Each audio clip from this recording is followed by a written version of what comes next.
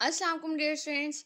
आज हम लोग स्टडी करेंगे अबाउट एरोसोल्स। एरोसोल्स के लिए हम लोग एक छोटी सी जल्दी से हम लोग के इसका कॉन्सेप्ट किस तरह से ले सकते हैं उसके बारे में हम लोग देख लेंगे। एज फॉर एग्जांपल, आप लोगों ने अपने घरों में इस तरह से रूम फ्रेशनर्स देखे होंगे, या फिर आप लोगों ने इस तरह से परफ्यूम्स की बॉटल्स देखी होंगी, बॉडी मिस्ट में भी, जिसके अंदर प्रेशर प्रोड्यूस हुआ होता है। या फिर आप लोग कहते हो कि इस तरह से बॉडी स्प्रेज जो आप लोग इस्तेमाल करते हो, इन सब के अंदर जो है वो एरोसोल्स की आप कहते हो एरोसोल वॉल्व असेंबली इनके अंदर मौजूद होती है। हम लोग इनकी मदद से आज इसके मुख्तलिफ किस्म के पार्ट्स को ईजीली हम लोग उसको स्टडी कर लेंगे। राइट, सबसे पहले हम लोग डिस्कस कर लेते हैं that what is the aerosols. Aerosols के बारे में हम लोग कहते हैं कि एरोसोल्स क्या है, ये प्रेशराइज्ड डोजेज फॉर्म है जिसके अंदर एक या एक से ज़्यादा जो है एक्टिव इंग्रेडिएंट्स मौजूद होते हैं, और उनको एक्चुएशन यानी कि ऊपर से प्रेस करने पर, ठीक है, इस तरह से प्रेस करने पर क्या होगा, emit a fine dispersion of solid and liquid in gaseous form. ये क्या करते हैं, फाइन डिस्पर्जन यानी कि एक बारीक सी धार गिराते हैं किसकी, सॉलिड की या फिर लिक्विड की, इन गैसियस फॉर्म गैस की हालत में। ठीक हो गया, जैसे भी हम लोगों ने देखा। फिर आप लोग कहते हो द लिक्विड और solid drug particles are dissolved और सस्पेंडेड इन गैस। इसके अंदर हम लोग क्या करते हैं, जो लिक्विड और सॉलिड ड्रग पार्टिकल्स हैं वो सस्पेंड हुए होते हैं, ठहरे हुए होते हैं हमारी गैस के अंदर। ठीक हो गया। और जो गैस जो कि इस्तेमाल की जा रही है कि आपकी ड्रग को या फिर आपके सॉलिड या लिक्विड फॉर्म को प्रेशराइज फॉर्म में रखे, ठीक है, और प्रेशर के जरिए उसको बाहर फेंके। जिस तरह से अगर आप लोग इसको इमिट करते हो तो आप लोग कहते हो इस तरह से, तो आप लोग कहते हो कि वो जो गैस है वो क्या कहलाती है, वो प्रोपेलेंट्स कहलाती है। अब हम लोग देख लेते हैं that how many components of aerosol. तो आप लोग कहते हो एरोसोल की पूरी एरोसोल की बात करते हैं अगर हम लोग, तो कंपोनेंट्स ऑफ एरोसोल्स में आप लोग कहते हो एक तो प्रोपेलेंट्स आ जाते हैं जो कि वो गैसेस हैं, एक कंटेनर आ जाएगा यानी कि आपकी जो भी नीचे की बॉडी होगी, ठीक है, एक तो ये वाली चीज़ जो होगी यहाँ से यहाँ तक की, ये आपका कंटेनर आ गया नीचे वाला। और फिर एक आपका आ जाता है वॉल्व असेंबली एंड एक्चुएटर। हम वॉल्व असेंबली और एक्चुएटर के पार्ट्स को भी अभी हम लोग डिस्कस करते हैं। और एक आ जाता है प्रोडक्ट कॉन्सेंट्रेट, यानी कि गैस के अलावा जो भी आपकी प्रोडक्ट है, ठीक है, यानी कि उसके अंदर आपकी बहुत सारी चीज़ें आ जाती हैं, आपके सॉल्युबलाइजर्स आ जाएंगे या फिर आपकी ड्रग आ जाती है, सॉरी आपके बाकी जितने भी आपके फ्रेग्रेंस प्रोड्यूसिंग है या जो भी आपकी चीज़ें होंगी वो आपकी आ जाएंगी प्रोडक्ट कॉन्सेंट्रेट में। ठीक है, आपकी ड्रग भी उसमें आ जाती है। अब सबसे पहले हम लोग बात कर लेते हैं प्रोपेलेंट्स की। तो प्रोपेलेंट्स के बारे में अभी हमने देखा that these are the chemical substances which are responsible for developing pressure within a container। ये किसके जिम्मेदार होते हैं, ये इनका काम क्या होता है कि ये पैदा करेंगे प्रेशर को कंटेनर के अंदर। ठीक हो गया। एंड एक्सपेल द प्रोडक्ट, और बाहर निकालेंगे प्रोडक्ट को व्हेन वॉल्व इज ओपन, जब आपकी वॉल्व जो है वो ओपन हो जाएगी, यानी कि जब हम लोग इसको प्रेस करेंगे, ठीक है, इसको जब हम लोग प्रेस करेंगे तो आपकी ड्रग जो है वो बाहर आ जाएगी। ठीक हो गया। कॉमनली यूज्ड प्रोपेलेंट्स कौन से होते हैं, ब्यूटेन आ गया, आइसोब्यूटेन, फ्लोरोकार्बन्स, जिसमें फिर हम लोग कहते हैं डाइफ्लोरोकार्बन्स, फिर आप लोग कहते हैं डाइक्लोरो टेट्राफ्लोरो इथेन। ठीक हो गया, डाइफ्लोरोइथेन और डाइक्लोरो टेट्राफ्लोरोइथेन। ठीक हो गया। अब क्या आ जाता है, आप लोगों का कंटेनर आ जाता है कि कंटेनर क्या होता है। ठीक है, तो कंटेनर आपका क्या है, आप कहते हो कि आपकी जो भी बॉडी है, ठीक है, एरोसोल्स की बॉडी है, तो आप कहते हो इसके अंदर ये जो नीचे वाली चीज़ होगी ये आपका कंटेनर होता है जिसके अंदर आपकी ड्रग मौजूद होती है। ठीक है, इस टाइम पर मेरे पास जितने भी हैं वो फ्रेग्रेंस प्रोड्यूसिंग प्रोडक्ट्स हैं। ठीक है, आप लोग इसके अंदर आप लोग नेजल स्प्रेज देख सकते हो।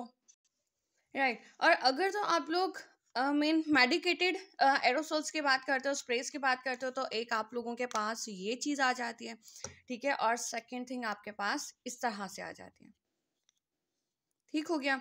हम लोग इसको एक्चुएट करने का प्रोसेस कुछ इस तरह से होता है, लाइक अगर आप लोग इसको इस तरह से करोगे, ठीक है, इस तरह से इसको प्रेस करोगे और आपकी जो डोजेज फॉर्म है वो बाहर आ जाती है। राइट, अब हम लोग बात कर लेते हैं कंटेनर्स की। तो आप लोग कह रहे थे कि ना कंटेनर्स जो होते हैं वो टिन प्लेट में अवेलेबल होते हैं, एल्यूमिनियम में, स्टेनलेस स्टील में मौजूद होते हैं और ग्लास मटेरियल में मौजूद होते हैं।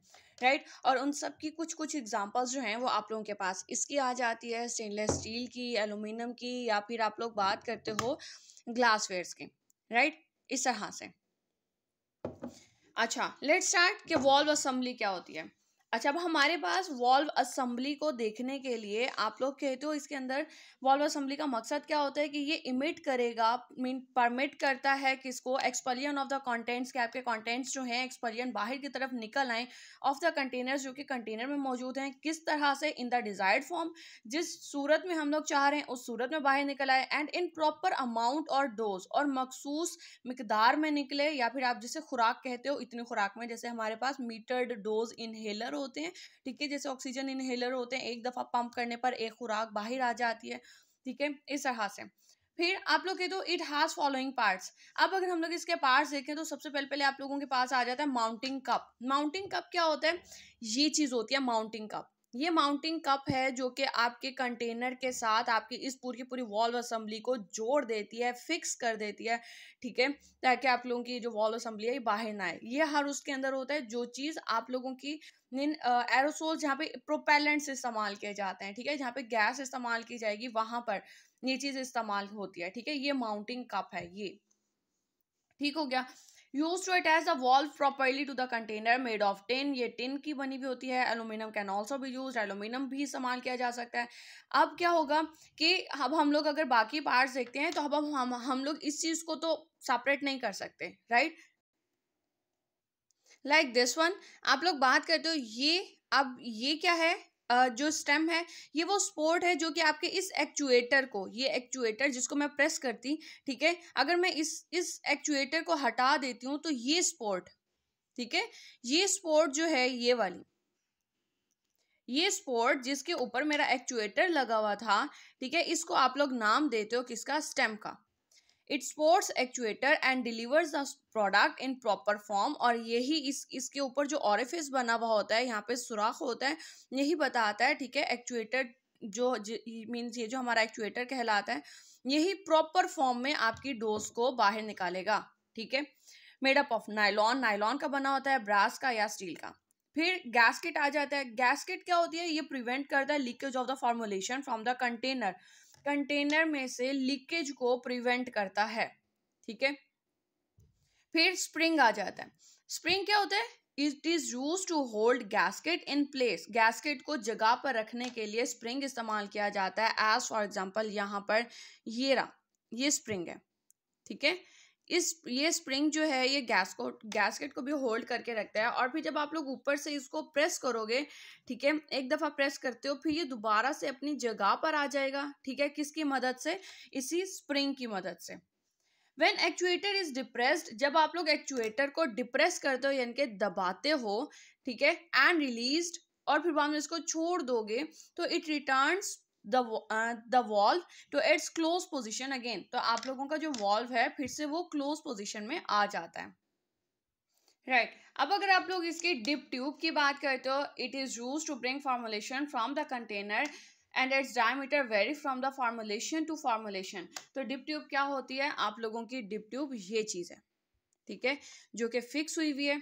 ये डिप ट्यूब जो है वो आप लोगों के कंटेनर के एंड तक जाती है, ठीक है, लाइक दिस वन।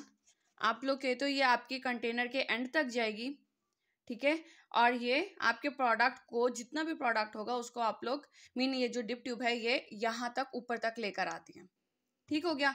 फिर एक्चुएटर क्या होते हैं, एक्चुएटर आप लोगों का यही चीज है जिसको आप लोग एक्चुएट करते हो, ठीक है। Actuator, its function is to deliver the aerosol product in proper and desired form। और फिर स्प्रे एक्चुएटर इसमें आ जाते हैं, foam actuator, solid actuator, specialised designed actuator. ये जो एक्चुएटर्स हैं ये किस पे डिपेंड करते हैं कि हमें जो मेन प्रोडक्ट है वो किस फॉर्म में चाहिए, यानी कि फोम की सूरत में बाहर आना चाहिए, या फिर वो फाइन डिस्पर्जन होनी चाहिए, या फिर सॉलिड पार्टिकल्स हैं तो उसके लिए लार्ज ऑरिफिस होगा, ऑरिफिस यानी कि सुराख होगा उसके लिए, ठीक है।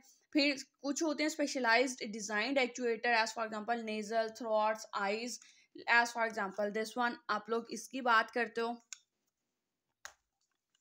Like this one. आप लोग कहते हो इसके लिए आप लोग कहते हो कि डिफरेंट तरह के आप लोगों के एक्चुएटर्स होते हैं। फिर मीटर्ड वॉल्व होता है। मीटर्ड वॉल्व क्या करता है, ये मीटर करता है, यानी कि मखसूस मिकदार को ये बाहर निकालता है, ठीक है। होगा क्या कि लाइक आप कहते हो these are valves which allow specific amount of product to come out, ठीक है, एंड देन ऑटोमेटिकली स्टॉप हो जाता है, ठीक है, खुद ब खुद बंद हो जाएगा। Such valves contain reservoir of specific volume, ये ऐसी वॉल्व्स जो होती हैं अपने अंदर एक रिजर्वायर रखी हुई होती हैं, यानी कि बिल्कुल ऐसे जैसे अगर आप लोग बात करते हो कि आपके पास एक कंटेनर है, ठीक है, आपने नीचे वाली बॉडी ले ली और उसके अंदर एक छोटा सा एक हिस्सा है, पार्ट है, कमरा सा बना हुआ है, ठीक है। अब ये कमरा जो है ये खुद ब खुद फिल हो जाएगा, मखसूस मिकदार इसके अंदर भर जाएगी, और जब हम लोग ऊपर से इसको एक्चुएट करेंगे, ठीक है, ऊपर से जब हम लोग प्रेस करेंगे तो क्या होगा, इसमें मौजूद जितनी मिकदार थी वो बाहर आ जाएगी, ठीक है, और कमरा खाली, एक्चुएटर बंद हो जाएगा हमारा। फिर थोड़े टाइम के बाद दोबारा से यहाँ से दवा यहाँ पे जाना स्टार्ट होगी, कमरा फिर से भर जाएगा, फिर हमारे एक्चुएट करने पर दवा सारी बाहर, कमरा खाली, और फिर हमारा एक्चुएटर भी क्लोज हो जाएगा, ठीक हो गया। ऐसी चीज को आप लोग कहते हो metered valve. Which on actuation empties all the contents, जिसको आप लोग एक्चुएट करने पर यानी कि प्रेस करने पर, ठीक है, डिप्रेस करने पर एम्प्टीज खाली कर देगा तमाम तर मिकदार को जो कि प्रेजेंट इन इट, जो कि उसके अंदर मौजूद होगी, ऑन सिंगल पुश, एक दफा ही पुश करने पर, of the actuator, as for example metered dose inhaler, ठीक हो गया। प्रोडक्ट कॉन्सेंट्रेट क्या होता है, इसके अंदर तमाम तर बाकी चीज़ें होती हैं except propellants, as for example active ingredients आ गए, सॉल्वेंट सिस्टम आ जाता है, प्रिजर्वेटिव्स आ जाते हैं, ठीक है, एंटीऑक्सीडेंट्स और सर्फेक्टेंट्स। आई होप कि आपको आज का टॉपिक सही से समझ आ गया होगा। फिर भी कोई क्वेश्चन हो तो आप लोग कमेंट सेक्शन में क्वेश्चन कर सकते हैं। अब तक के लिए इतना ही। Thank you so much. अल्लाह हाफिज़।